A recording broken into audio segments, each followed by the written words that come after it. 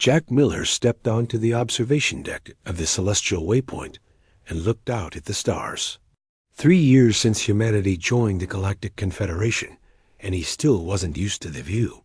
The massive space station hung at the crossroads of 7 major trade routes, home to 23 different alien species.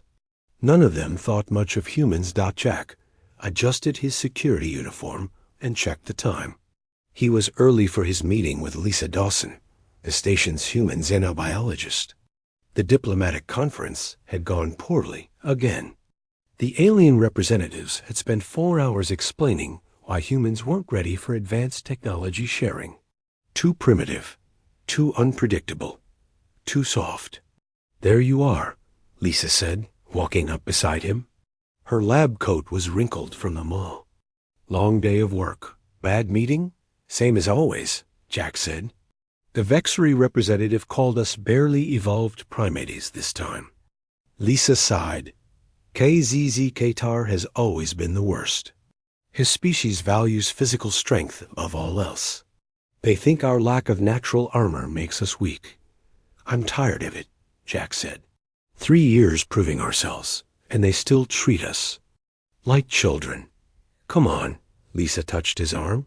"Let's get a drink at the Nebula Lounge. I heard they finally added some human-friendly beverages." They walked through the curved corridors of the station. Aliens of all shapes and sizes moved around them. Some floated, some crawled, some walked on too many legs. Most barely noticed the humans. A few gave them wide berth, as if human weakness might be catching. The Nebula Lounge occupied a large section of the entertainment ring. Inside, soft blue light cast everything in a gentle glow. Strange music played from hidden speakers, a mix of tones that humans found slightly off-putting, but tolerable.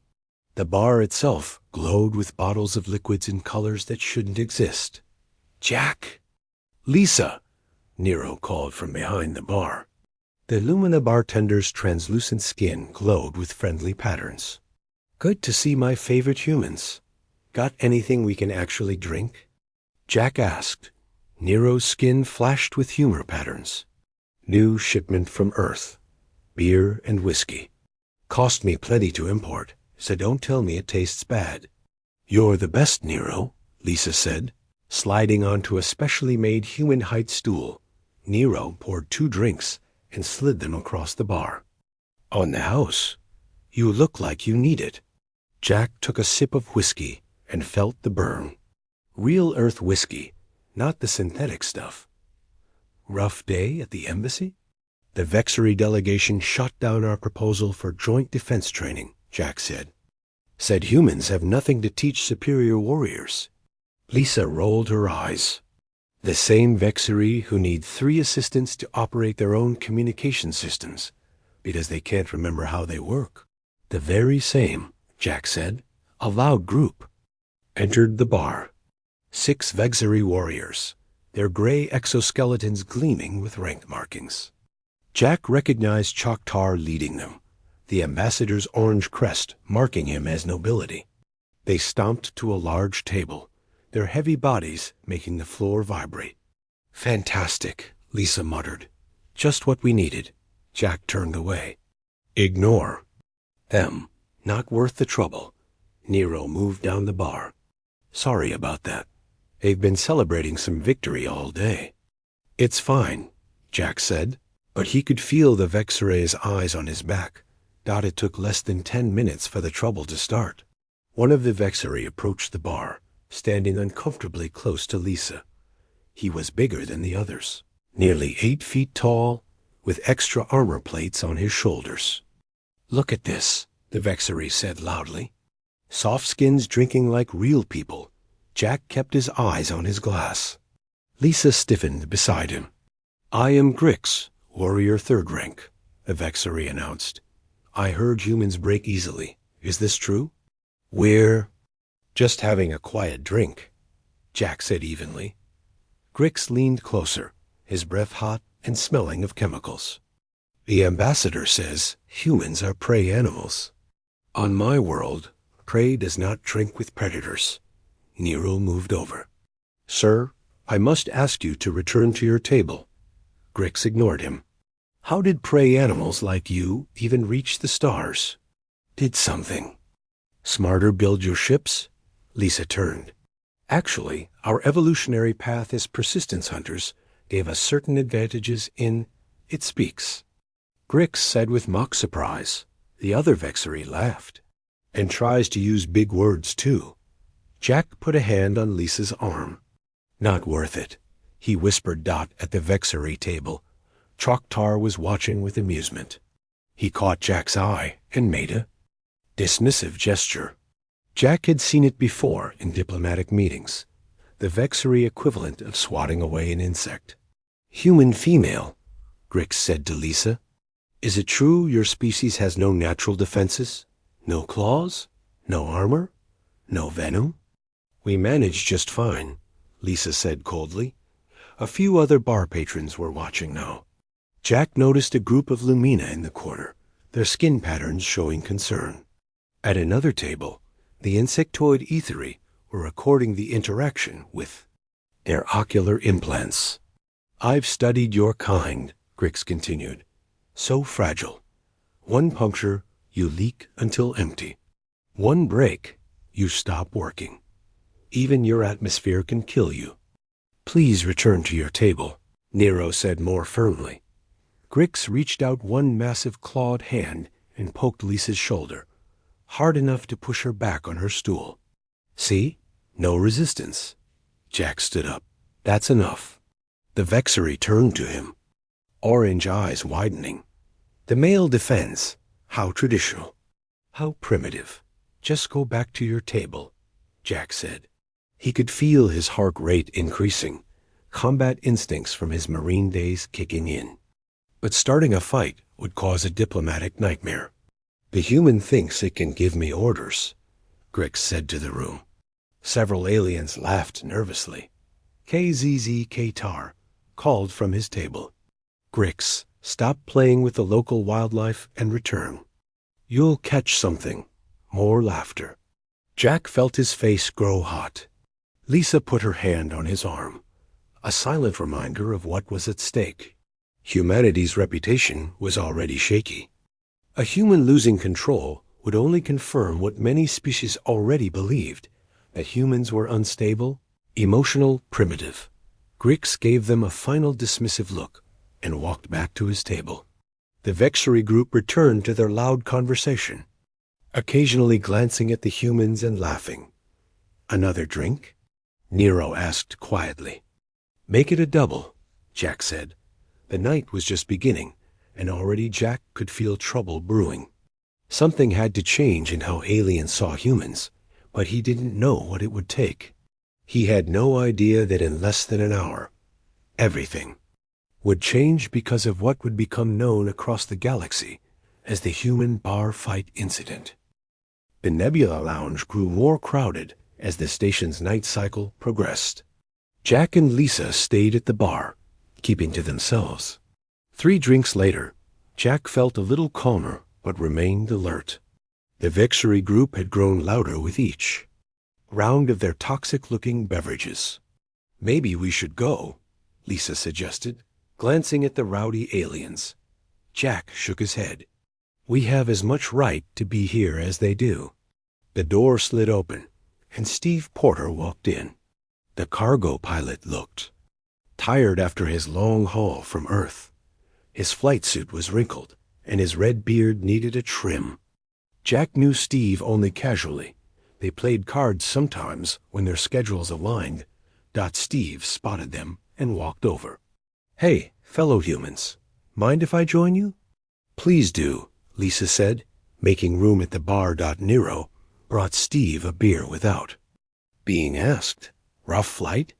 18 hours in the cockpit, Steve said, taking a long drink. Worth it, though. Got here 2 days ahead of schedule. Impressive, Jack said. Most alien pilots couldn't understand how humans managed manual control for such long periods. Couldn't have done it without my co-pilot, Steve said. Those Ricks got sick halfway through. Poor Aethery can't handle human acceleration patterns. From The Vexery table came a loud snort. Grix was watching them again. "Ignore them," Lisa whispered. Steve raised an eyebrow. "Let me guess. Vexery giving you trouble?" "Nothing new," Jack said. "Same old humans are weak routine." At a small table near the wall sat a single ethery, its insect-like features illuminated by a datapad. Jack recognized Zeph, a cultural observer who documented interspecies interactions. The ethery's compound eyes shifted between the humans. And the Vexery, recording everything. The night might have ended peacefully if not for what happened next. Grix stood up suddenly, knocking his chair backward. He grabbed a drink from his table, a bubbling purple liquid, and walked toward the humans. "What's his problem?" Steve asked. "Standard Vexery superiority complex," Lisa said. Grix stopped directly behind Lisa. With an exaggerated stumble that fooled no one, he spilled his drink down Lisa's back. The purple liquid sizzled where it touched her lab coat. Lisa jumped up with a cry of pain. The corrosive drink burned through her coat and reached her skin.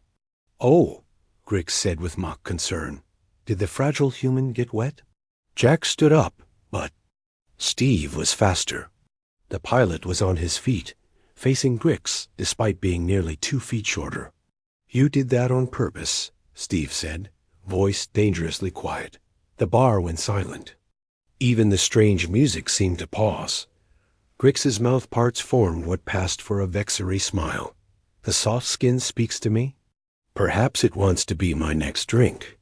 Lisa was pulling off her lab coat, her face tight with pain. Jack grabbed a cloth from the bar and helped her wipe the caustic liquid from her skin. "Apologize," Steve said. The Vexery warriors at the table stood up. Choctaw watched with interest, his orange crest flared. "You demand something from me, pray?" Grix leaned down until his face was inches from Steve's. "Perhaps you wish to challenge me to honorable combat? I would snap your bones like twigs." Several aliens in the bar moved away, creating space. Others leaned forward, eager to watch. Zeph, the ethery observer, adjusted position for a better recording angle. "Lisa, you okay?" Jack asked quietly. "Second-degree chemical burn," she said through gritted teeth. "I'll live." Jack turned to Nero. "Call station security." The Lumina bartender's skin flickered with hesitation patterns. "They won't intervene in a cultural exchange." "Cultural exchange?" Jack said in disbelief. "If the human male has challenged a Vexery to combat, it falls under interspecies relations protocols."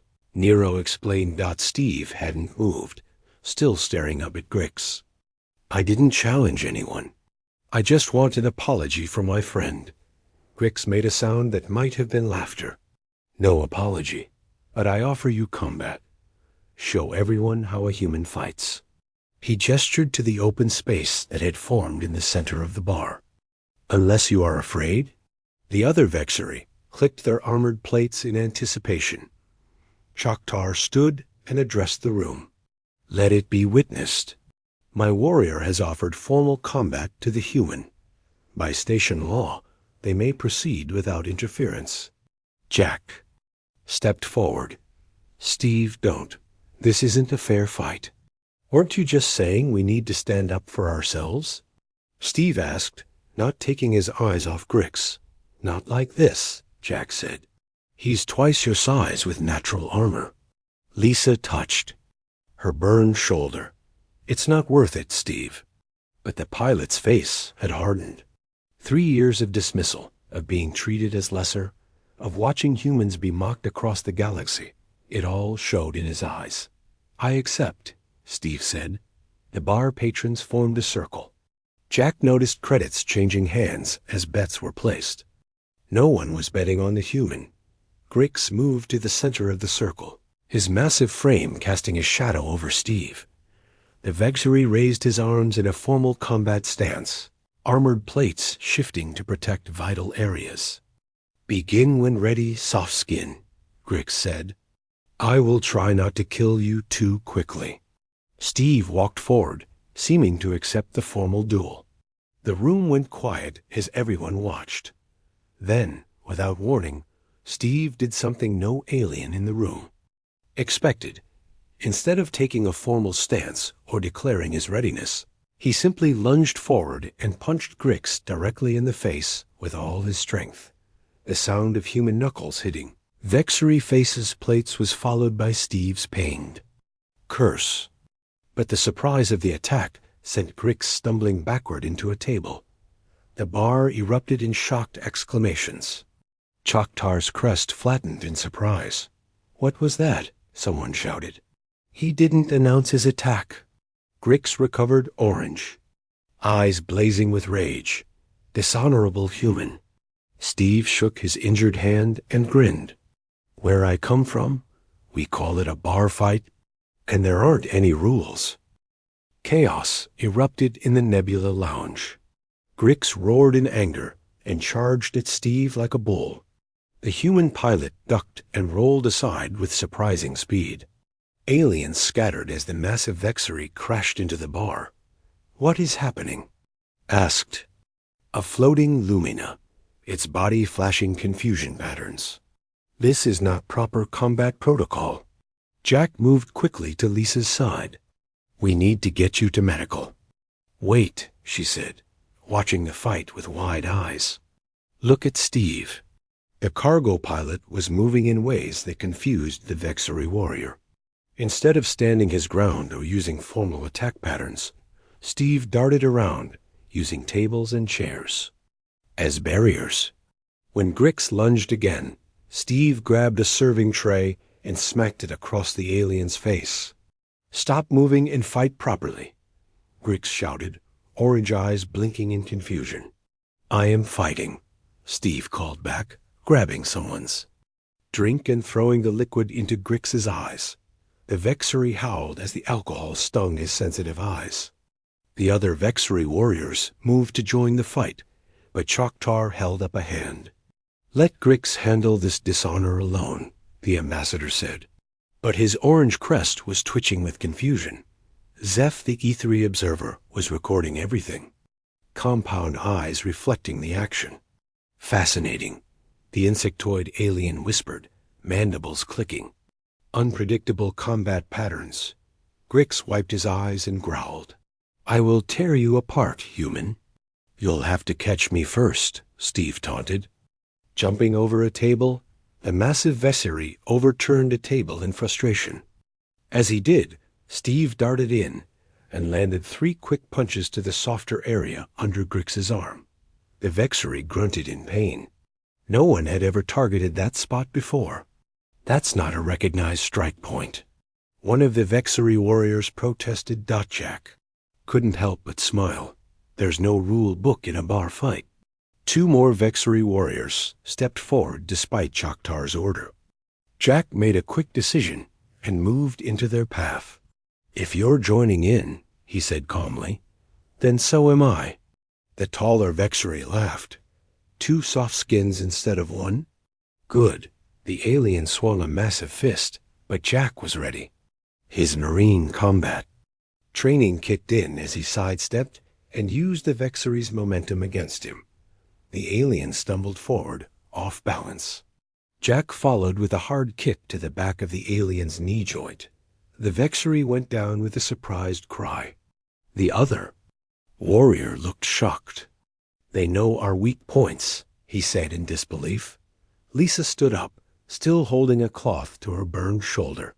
Humans study anatomy. All anatomy.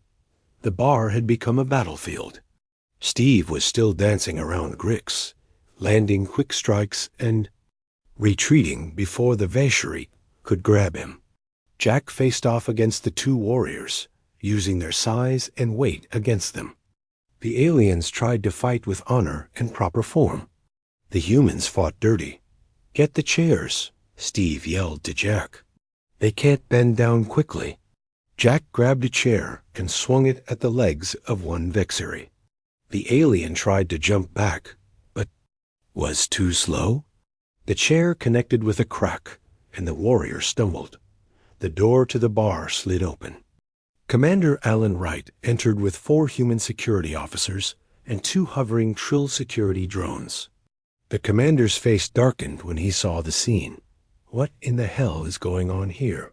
He demanded. No one answered immediately. Grix was breathing heavily, bleeding from several small cuts. Steve was sweating, but grinning, a broken bottle in his hand. Jack stood ready, facing the 2 warriors who seemed uncertain now. They attacked us, Choctaw said finally. The humans violated combat protocols. The Vexery spilled corrosive liquid on me deliberately, Lisa countered, showing her burned skin, and then challenged Steve to a fight. Commander Wright sighed deeply. Everyone stand down, now. The Trill security officer floated forward, its tentacles waving. I have recorded the entire incident, it said in a mechanical voice. The footage is being uploaded to station security mainframe.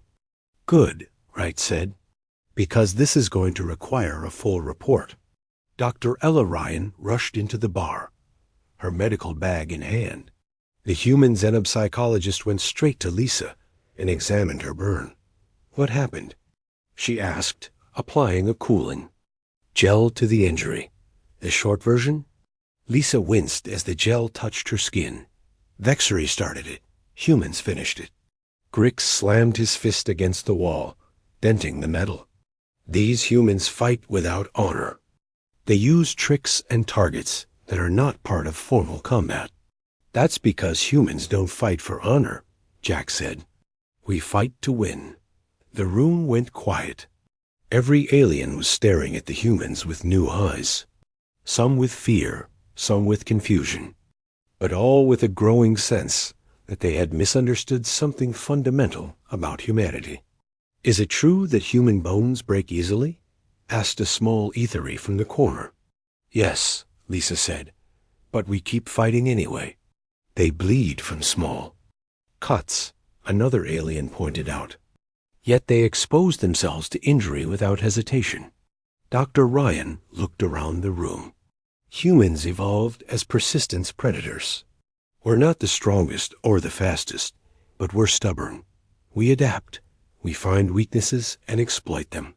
But that's not proper fighting, KZZ Katar insisted, though his voice had lost some of its certainty.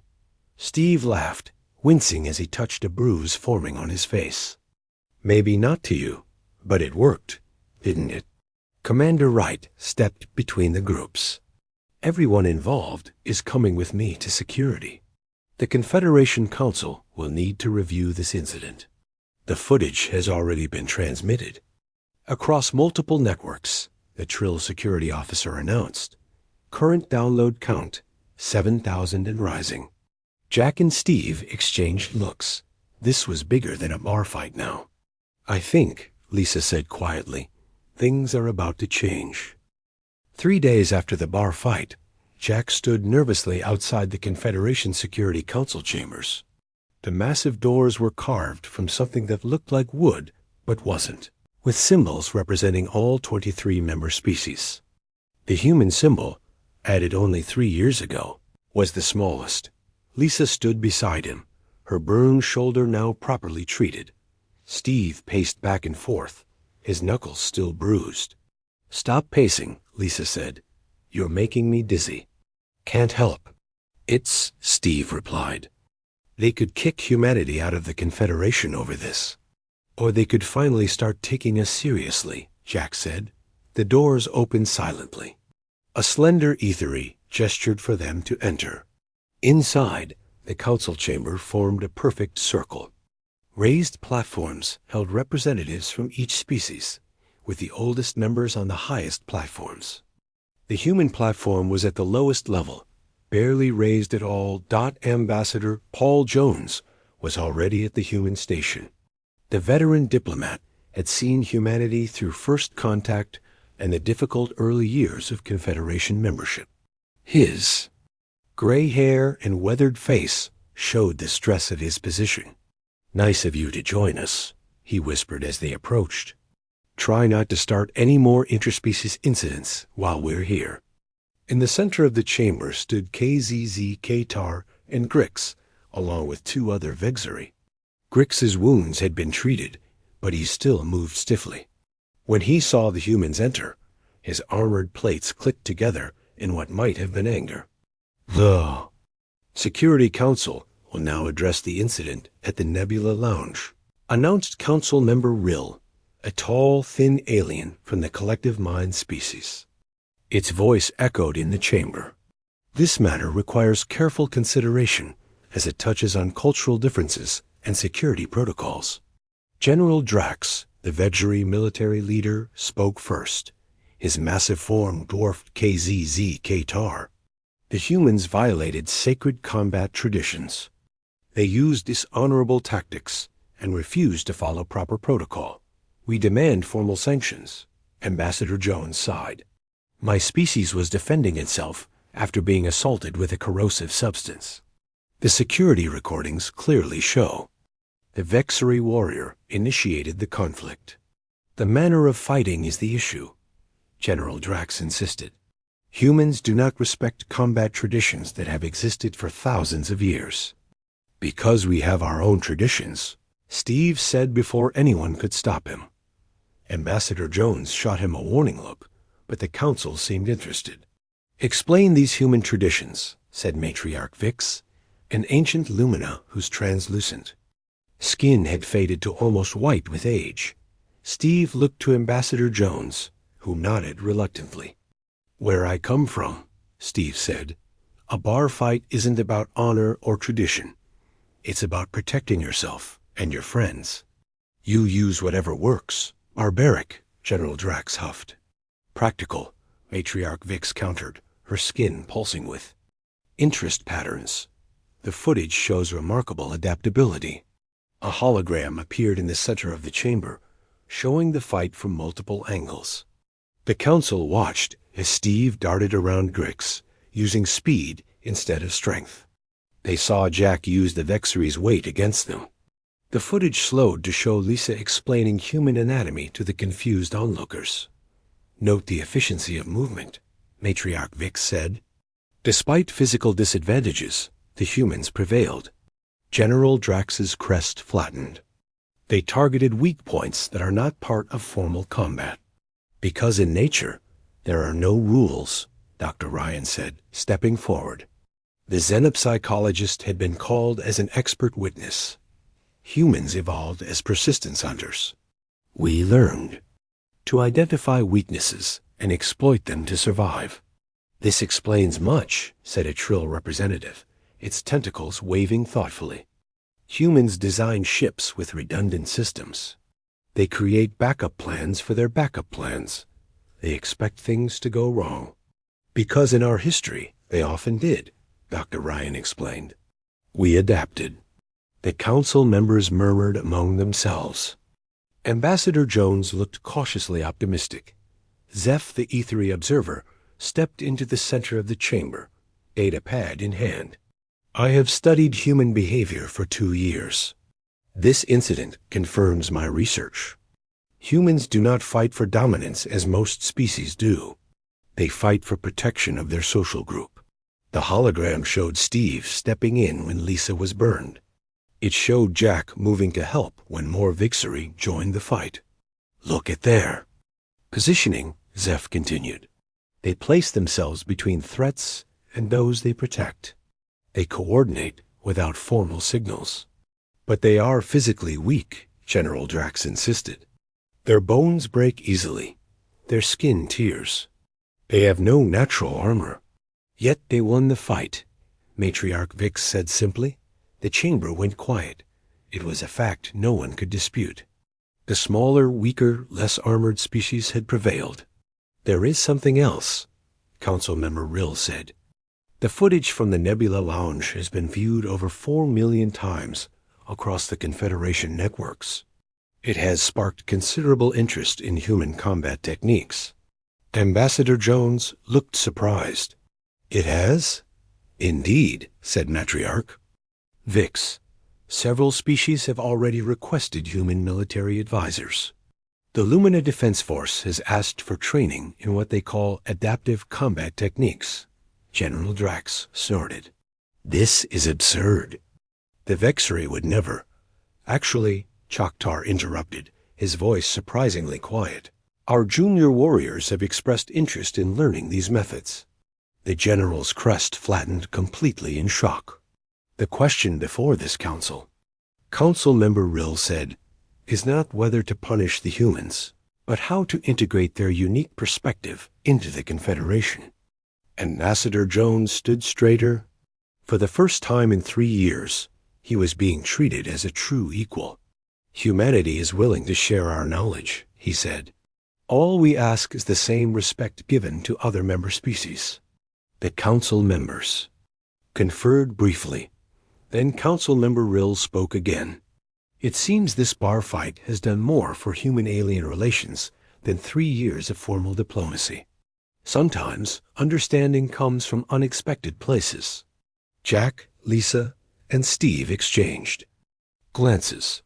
Something had shifted in the galactic power balance, and it had started with a bar fight. 1 month later, Jack and Lisa walked into the Nebula Lounge. The bar had been fully repaired, with no sign of the famous fight except for a small plaque that Nero had installed, site of the human combat demonstration. The Lumina bartender had a sense of humor. Look at this, Lisa said, pointing to a new section of the bar. Jack smiled. Nero had added a human height counter with proper chairs and a selection of earth drinks prominently displayed. A sign in multiple languages read, Human section, all species welcome. Your usual spots are ready, Nero called, his skin glowing with welcome patterns. First round is on the house. They sat at the new counter. Jack noticed several aliens watching them with interest rather than the dismissal or contempt of before. This is different, he said quietly. Lisa nodded. Everything is different now. The past month had seen remarkable changes in human-alien relations. After the council meeting, the Confederation had created a new position, Human Combat Advisor. Steve had been the first appointed, much to Ambassador Jones' concern and amusement. Did you see the new training program? Lisa asked as Nero served their drinks. Hard to miss it, Jack replied. Half the security force signed up. The station had started offering classes in human adaptive combat techniques. Jack had been asked to help teach alongside Steve. Classes were filled with aliens eager to learn how humans fought. The Ethery want me to write a book, Lisa said. They're fascinated by how our evolutionary history shaped our fighting style. Better than being called softskins, Jack said with a laugh. The door slid open, and Steve walked in with a group of junior Veceri warriors. The aliens looked uncomfortable but determined. Steve had been working with them for 2 weeks. Hey, Steve called out. Look who decided to join us for a drink. The Vexery approached cautiously. One of them, smaller than the others, spoke. We wish to learn more about human social customs. Our combat trainer says fighting is only part of human defense strategy. Jack raised an eyebrow at Steve, who shrugged. I told them bar fights usually start with drinking together first. Nero seemed delighted by the mixed group. Special drinks for all, on the house for cultural exchange. The Vexery sat awkwardly at the human height counter, their armored bodies not designed for the chairs. But they tried, adjusting themselves, with careful movements. Is it true humans drink poison for enjoyment? One Vexery asked, watching Lisa sip her whiskey. Alcohol isn't poison to us in small amounts, Lisa explained, though too much can make us sick. Fascinating adaptation, the Vexery said, without a trace of mockery. The door opened again, and everyone turned to look. Choctaw entered, his orange crest held high. The bar went quiet as the Veceri ambassador approached the human section. Ambassador, Jack said cautiously. Choctaw's face was unreadable. Security Officer Miller. Scientist Dawson, I wish to speak with you. Steve tensed, but Lisa placed a hand on his arm. "What can we do for you, Ambassador?" The Vexery seemed to struggle with words. "The Vexery High Command has reconsidered its position on human military value. We wish to propose a joint training initiative." Jack blinked in surprise. "You want to train with us? The footage of your bar fight has been studied by our best warriors. Your methods are unorthodox, but effective. The High Command believes there may be mutual benefits. Coming from the proudest warrior species in the Confederation, this was extraordinary." Jack glanced at Lisa, who looked equally shocked. "We would be honored," Lisa said formally. KZZK Tarez. Crest relaxed slightly. "There is more. The Vexery wish to sponsor humanity for full membership status in the Confederation Defense Council. Full membership would give humans equal standing with the founding species." It was something Ambassador Jones had been fighting for since first contact. Why the change of heart? Jack asked. KZZK single quotes TAAR gestured to the young Vexery sitting with. "Steve, our next generation sees value in your adaptive approach, and He hesitated. "Grix has requested assignment as liaison to the Human Combat Training Program." "Grix?" Lisa couldn't hide her surprise. "The same Grix who started the fight?" "The same," Choctaw confirmed. "He says he wishes to learn how a smaller being defeated him.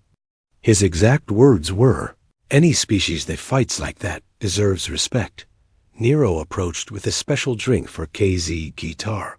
"To new understandings," the Lumina bartender said. The Vexery ambassador accepted the drink with formal grace. 2. New understandings.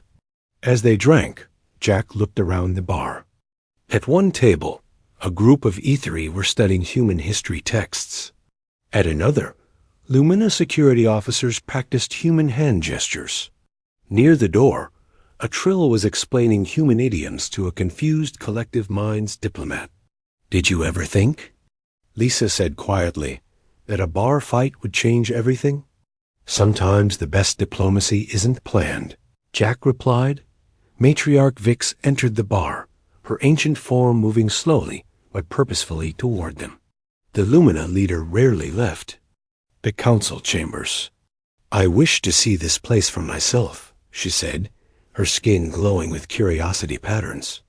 "The birthplace of the new Confederation." "It's just a bar," Steve said modestly. "It is where we finally began to understand each other," Matriarch Vix corrected.